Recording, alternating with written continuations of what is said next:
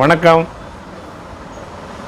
சிக்கலை மையப்படுத்தி சிக்கலை ஒன்றியமாக்குறதுக்கு ஒரு 40 ஆண்டு காலமாக நாங்கள் தொடர்ந்து போராடிக்கிட்டு இருக்கோம். 2 வருஷத்துக்கு முன்னாடி மனித சங்கிலி போராட்டம், இப்போ 12வது மாதம் 5ஆம் தேதி ஒரு தொடர் சங்கிலி போராட்டம், மனித சங்கிலி போராட்டம், இப்படி தொடர்ந்து நாங்கள் எப்படின்னா பண்ணிக்கிட்டு இருக்கோம். தமிழக அரசு 110 விதியின் கீழே சிக்கல் ஒன்றியமாக்கப்படும்னு சொல்லி கிட்டத்தட்ட 20 வருஷம் ஆச்சு. இதுவரைக்கும் அது செயல்படுத்தப்படலை.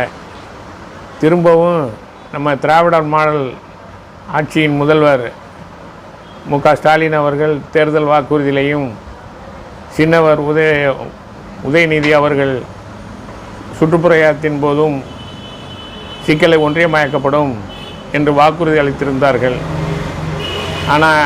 ஆனால் இதுநாள் வரை சிக்கலை ஒன்றியமாக்கப்படவில்லை என்று இந்த பகுதி மக்கள் பெரிதும் கவலைக்குண்டாகி இருக்கிறார்கள். அவர்களை மகிழ்ச்சிப்படுத்தும் விதமாக தமிழக அரசு, தமிழக முதல்வர் வெகு விரைவில் சிக்கலை ஒன்றியமாக்கிட வேண்டும். சிக்கலை சுற்றி கிட்டத்தட்ட ஒரு 52 கிராமங்களும் 25 கிராம ஊராட்சிகளும் இருக்கிறது. மக்கள் சென்று வர போக்குவரத்து பஸ் வசதியும் இருக்கிறது.